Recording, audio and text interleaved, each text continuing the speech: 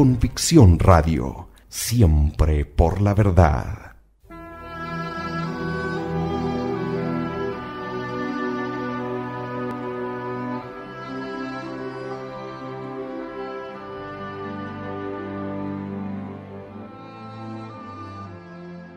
Demostración de la divinidad de Jesucristo y de la religión cristiana. Separada de la obra La religión demostrada, del padre Hilaire.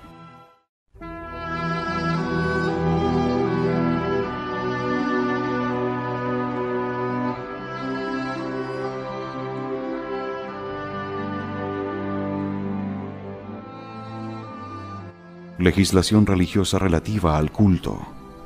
El culto mosaico comprende el templo, el sacerdocio, los sacrificios, las fiestas y algunas otras prescripciones religiosas.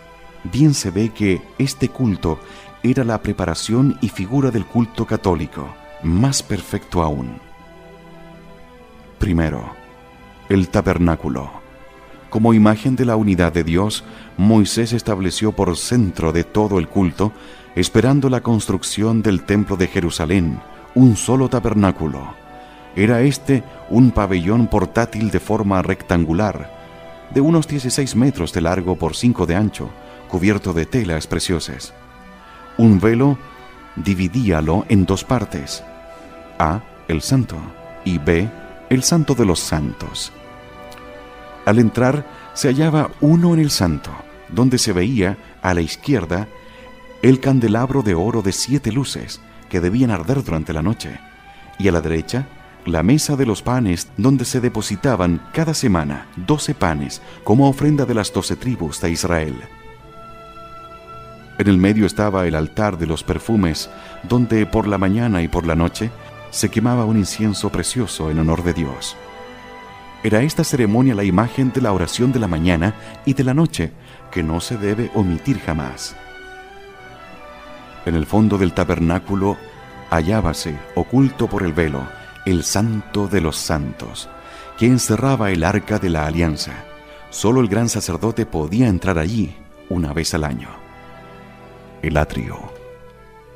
El tabernáculo estaba rodeado de un pórtico o patio cerrado de 50 metros por 26, reservado al pueblo y llamado atrio. Allí se hallaba delante del tabernáculo el altar de los holocaustos, donde se inmolaban las víctimas, y en el cual se conservaba siempre encendido el fuego sagrado, imagen del amor de Dios que debe arder siempre en nuestros corazones. Hallábase allí también el mar de bronce, gran fuente donde los sacerdotes se lavaban las manos antes de iniciar las ceremonias religiosas, en señal de la pureza que debía adornar sus almas.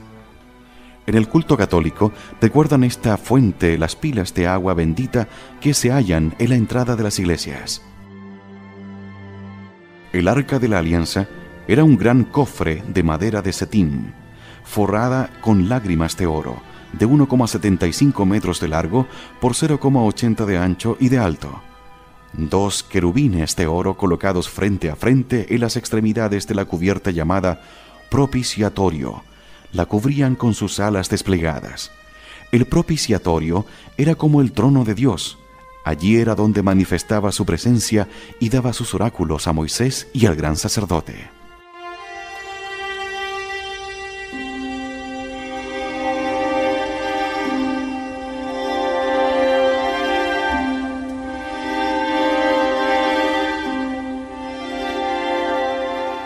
El Señor había dado al pueblo hebreo el Arca de la Alianza para satisfacer el legítimo deseo que experimenta el hombre de tener una señal sensible de la presencia divina. Se la llamaba Arca de la Alianza, porque encerraba en su seno las 2 tablas de la ley, resumen de las condiciones de la alianza de Dios con su pueblo. Guardaba también una urna con maná y la vara florida de Aarón, para perpetuar el recuerdo de estos 2 milagros. El tabernáculo era una figura de nuestras iglesias católicas. El atrio corresponde a la nave, ocupada por los fieles. El santo al presbiterio, destinado a los ministros de Dios. El Santo de los Santos representa el tabernáculo, verdadera arca de la alianza, donde Dios está realmente presente en medio de nosotros. Moisés consagró con óleo santo el tabernáculo y los altares, como en nuestros días el obispo consagra los altares y las iglesias.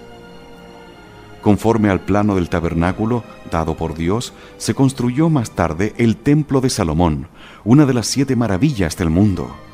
El Arca de la Alianza fue depositada en él, y allí permaneció hasta la ruina del templo, cuando la cautividad de Babilonia. Segundo, el sacerdocio. Dios eligió la tribu de Leví para confiarle el desempeño de las funciones propias del culto. El orden sacerdotal comprendía 3 grados: el gran sacerdote, los sacerdotes y los simples levitas. Aarón fue nombrado por Dios gran sacerdote, y Moisés le consagró con óleo santo y le revistió con espléndidos ornamentos. El sacerdocio fue hereditario en su familia, cuyo jefe debía ser soberano pontífice, y sus hijos sacerdotes. Los otros miembros de la tribu de Leví, llamados levitas, eran sus ministros. El gran sacerdote tenía la administración general del culto y presidía las fiestas. Los sacerdotes debían ofrecer los sacrificios, estudiar la ley y explicarla al pueblo. Los simples levitas, sometidos a los sacerdotes, eran los guardianes y servidores del santuario. Cuando se efectuó la repartición de la tierra prometida, la tribu de Leví no tuvo territorio, a fin que pudiera dedicarse con mayor libertad al servicio de Dios. Los levitas tuvieron por domicilio 48 ciudades elegidas en las diferentes tribus y vivían el diezmo que todos los israelitas estaban obligados a ofrecerles cada año, y del cual debían ellos reservar una 10ª parte para el sostenimiento de los sacerdotes. Esta subordinación de los ministros del culto era una figura del sacerdocio católico. Jesucristo mismo ha establecido una jerarquía sagrada: el Papa, los obispos, los sacerdotes, los diáconos, etc. El divino fundador de la Iglesia ha mostrado así que no había venido a destruir la ley, sino a complementarla y perfeccionarla.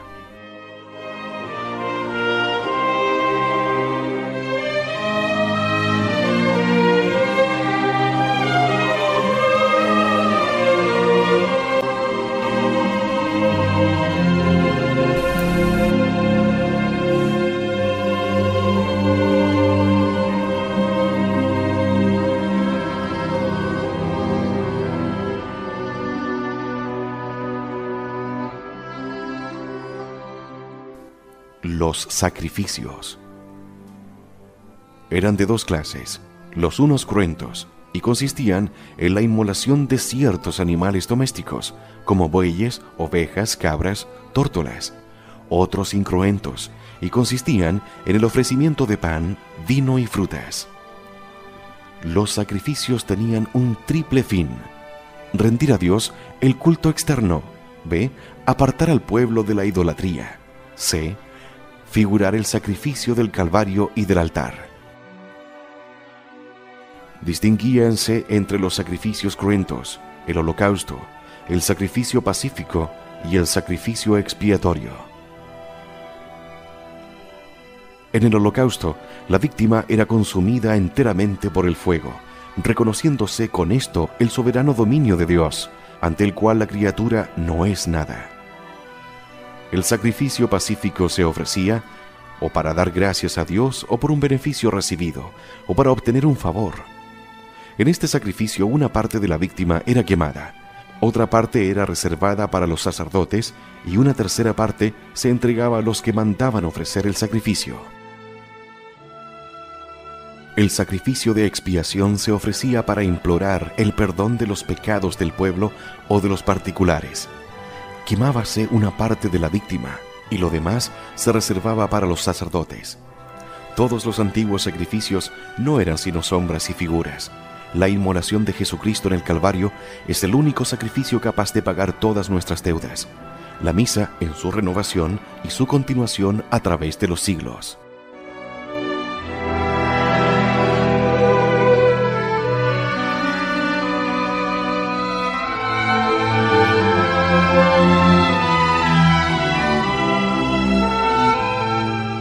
El sábado y las fiestas. Cada día, mañana y tarde, los hebreos ofrecían a Dios un cordero en holocausto con 2 sacrificios incruentos. Santificaban el sábado. A. Absteniéndose de toda obra servil. B. Ofreciendo un holocausto especial entre el sacrificio de la mañana y el de la tarde, y reuniéndose también en las sinagogas para orar, leer los libros santos y oír la explicación de la ley. Cada 7 años, los judíos santificaban el año sabático, y al final de 7 veces 7 años, es decir, cada 50 años, el año jubilar. Durante el año se celebraban 4 grandes fiestas. A. La Pascua, en memoria de la liberación del pueblo hebreo de la esclavitud de los egipcios. Esta solemnidad se había fijado el día 14 de la luna de marzo y duraba 8 días. El primer día se comía en cada familia el cordero pascual. B. La fiesta de Pentecostés, en memoria de la promulgación de la ley sobre el monte Sinaí, 50 días después de la salida de Egipto. Ofrecíanse a Dios las primicias de las mies. C. La fiesta de los tabernáculos, en memoria de los 40 años pasados en el desierto. Celebrábase en otoño y duraba 8 días, durante los cuales los hebreos vivían en tiendas de ramas y follaje. Se ofrecían a Dios sacrificios de acción de gracias por las cosechas obtenidas. Estas 3 fiestas principales obligaban a todo judío a presentarse ante el Señor en el tabernáculo y más tarde en el templo de Jerusalén. D. La fiesta de la expiación, celebrada 5 días antes de la de los tabernáculos. Era un día de penitencia y de ayuno general, que duraba desde la víspera hasta la tarde del día siguiente. El gran sacerdote arrojaba fuera del campo un macho cabrío, cargado con los pecados de Israel.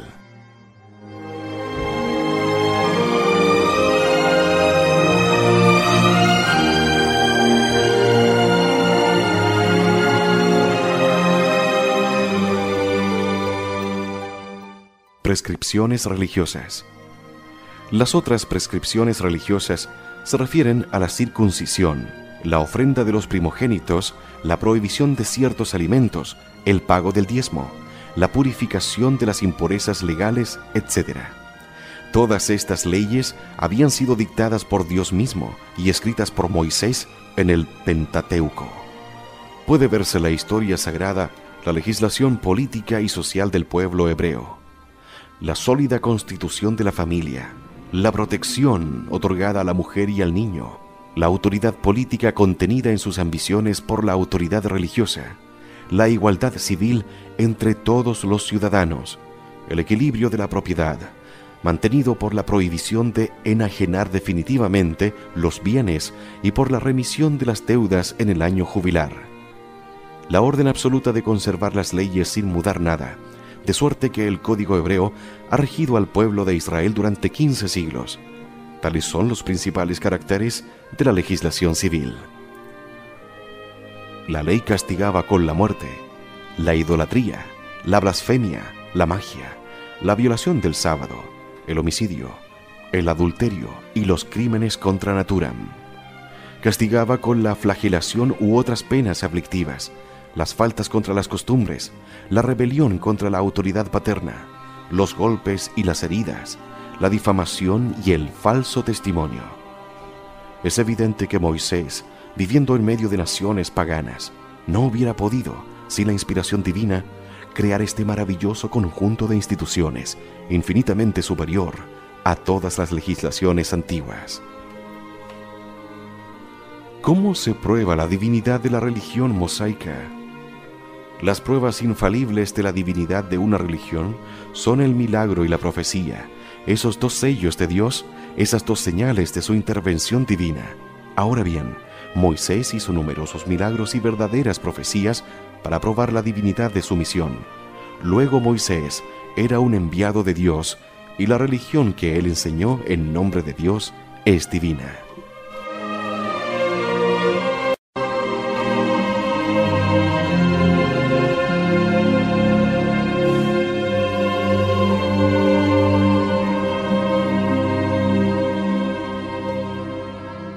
Moisés probó su misión con verdaderos milagros. Las 10 plagas de Egipto, el paso del Mar Rojo, la aparición de la columna de fuego, el maná del desierto, los manantiales que hizo brotar de las rocas de Horeb y de Cades, la solemne promulgación de la ley entre relámpagos y truenos, Coré, Datán y Abirón, tragados por la tierra, etcétera, etcétera. Moisés dio a todos estos acontecimientos el carácter de milagros, es decir, de hechos divinos, cuando hablaba al pueblo en estos términos. Reconoced hoy lo que vuestros hijos ignoran, porque no han visto los castigos del Señor Dios vuestro, sus maravillas, su mano poderosa, su brazo extendido, los prodigios y las obras que Él ha obrado en medio de Egipto sobre el rey Faraón y sobre todo su pueblo, sobre todo el ejército de los egipcios. Cómo las aguas del Mar Rojo los han tragado cuando os perseguían y cómo el Señor los ha destruido. Recordad también todo lo que Dios ha hecho en favor vuestro en el desierto hasta vuestra llegada a este lugar. Cómo Él ha castigado a Datán y a Abirón, a quienes la tierra tragó junto con sus familias. Vuestros ojos han visto todas estas obras maravillosas que el Señor ha hecho, a fin de que guardéis todos sus mandamientos que yo os prescribo hoy. ¿Cómo se hubiera atrevido Moisés a presentar como milagros acontecimientos ordinarios ante un pueblo que acababa de verlos? Si los hechos presentados como milagros no lo son, ¿cómo pudo Moisés cimentar en ellos su ley? La seguridad con que los recuerda prueba que esos hechos eran verdaderos milagros. Fuera de eso, no se engaña a todo un pueblo compuesto de varios millones de hombres. La docilidad del pueblo hebreo en someterse al yugo pesado de la ley demuestra también de una manera evidente que este pueblo no tenía duda alguna acerca del carácter milagroso de los hechos recordados por Moisés. Moisés hizo verdaderas profecías. Predijo cada una de las 10 plagas de Egipto, determinando de una manera precisa su principio y su fin. Predijo el paso del Mar Rojo y el milagro del maná. Anunció a los hebreos que, en castigo de su rebelión contra Dios, ninguno de los que tenían 20 años a la salida de Egipto entraría a la tierra prometida, a excepción de Caleb y de Josué. El vaticinio se cumplió. Predijo un legislador parecido a él, pero más grande que él, es decir, el Mesías. Ahora bien, 1500 años más tarde, Jesucristo, el único parecido a Moisés por sus numerosos milagros, por su calidad de legislador y de libertador de su pueblo, dio cumplimiento a esta profecía. Moisés asegura a los israelitas que si son fieles a su ley, Dios hará en su favor milagros parecidos a los que obra en Egipto. Y esto se verifica en las hazañas de Josué, de Sansón, de Gedeón, etc. También les advierte que, si son rebeldes, todos los azotes caerán sobre ellos, que serán reducidos a la esclavitud, transportados fuera de su patria y dispersados por toda la tierra. La cautividad de Nínive, de Babilonia y el estado actual de los judíos son el cumplimiento de esta amenaza. Moisés profetiza su propia muerte y se cumple en el término fijado, sin enfermedad previa. Todas estas profecías tuvieron por objeto acontecimientos futuros, eminentemente libres, dependientes de la voluntad humana y de la voluntad divina. Su cumplimiento es un hecho certísimo, atestiguado por la historia. Luego trátese aquí de verdaderas profecías. Moisés hizo estos milagros y estas profecías para probar la divinidad de su misión. Así lo declara en nombre de Dios a Faraón cuando le dice: «Conoceréis que soy el Señor en esto. Golpearé el agua de este río con la vara que tengo en la mano, y el agua se convertirá en sangre». Una declaración análoga formula, al predecir, cada una de las 10 plagas de Egipto. Moisés lo repite muchas veces a su pueblo, particularmente cuando le predice el castigo de Coré, Datán y Abirón. En esto conoceréis que el Señor me ha enviado para hacer lo que veis, y que yo nada he inventado por mí mismo. Si estos hombres mueren de una muerte ordinaria, el Señor no me ha enviado, pero si el Señor hace una cosa inaudita, si la tierra los traga a ellos y todo lo que les pertenece, sabréis que han blasfemado contra el Señor rebelándose contra su mandatario.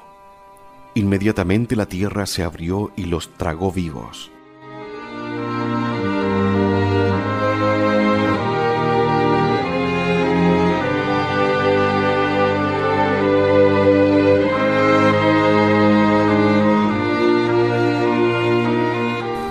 Tales son los hechos. Moisés se presenta en nombre de Dios al pueblo judío, le anuncia su misión y en prueba de la misma promete, de parte de Dios, milagros determinados y profecías claras. Y como Dios se encarga de ejecutar y realizar delante de todo un pueblo estos milagros y profecías, debemos concluir que Moisés es realmente un enviado de Dios y que la religión por él enseñada es divina. ¿Qué medios empleó Dios para conservar intacta en el pueblo judío la verdadera religión? Dios empleó 3 medios principales. Hizo escribir por Moisés en un libro las verdades y los preceptos revelados, a fin de que las generaciones futuras pudieran hallarlos sin mezcla de error. Estableció en la tribu de Leví una jerarquía sacerdotal encargada de comprobar la exactitud de los ejemplares de esos libros, de interpretarlo y de explicarlo al pueblo. Envió de tiempo en tiempo profetas a los que inspiró para transmitir a su pueblo sus órdenes, sus promesas, sus amenazas y sobre todo, para mantenerlo en la expedición del Mesías. Dios hizo escribir por Moisés su ley, y por eso la religión mosaica se llama la ley escrita, en oposición a la ley natural que Dios solamente grabó en el corazón de los hombres. Dios hizo escribir su ley. La revelación primitiva se había conservado en la memoria de los hombres por la tradición oral. La cosa era fácil, ya por la sencillez de la religión, compuesta de un pequeño número de dogmas y de preceptos, casi todos dictados por la ley natural, ya particularmente a causa de la larga vida de los patriarcas encargados de instruir a sus descendientes. El crecimiento considerable de la población hacía definir la transición de las verdades y preceptos revelados. Dios los hizo escribir por Moisés en 5 libros, llamados, por tal razón, el Pentateuco. Estos libros son divinos. Llámense divinos los libros escritos por un enviado de Dios, por orden de Dios y bajo su inspiración. Ahora bien, Moisés probó, con los milagros más sorprendentes, que era un enviado de Dios, y por orden suya, y dictándoles el mismo Dios, escribió los libros que llevan su nombre. Luego los libros de Moisés son libros divinos. En el Génesis, Moisés narra la creación del mundo, el origen del hombre y su caída, la historia de los primeros hombres, el diluvio, la vida de los patriarcas hasta José. Ese libro abarca un período de 2500 años. El Éxodo refiere a la liberación del pueblo de Dios, su salida de Egipto, su permanencia en el desierto hasta la promulgación de la ley en Sinaí. El Levítico encierra todas las prescripciones de Dios relativas al culto. Era el ritual de la religión mosaica. Los números son una enumeración del pueblo hebreo a su salida de Egipto y su clasificación por familias. Completa la historia de los judíos hasta la muerte de Moisés.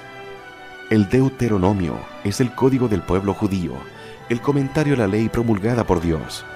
Después de Moisés, nuevos hagiógrafos, historiadores, moralistas y profetas escribieron también bajo la inspiración divina otros libros, cuyo conjunto forma el Antiguo Testamento.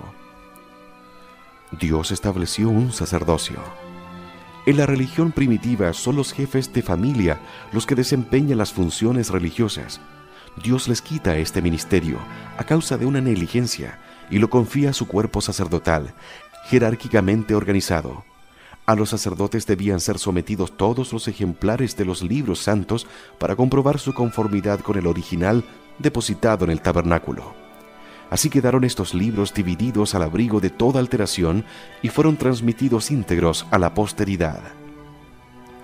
Los sacerdotes estaban encargados también de explicar las leyes divinas y de velar por su observancia.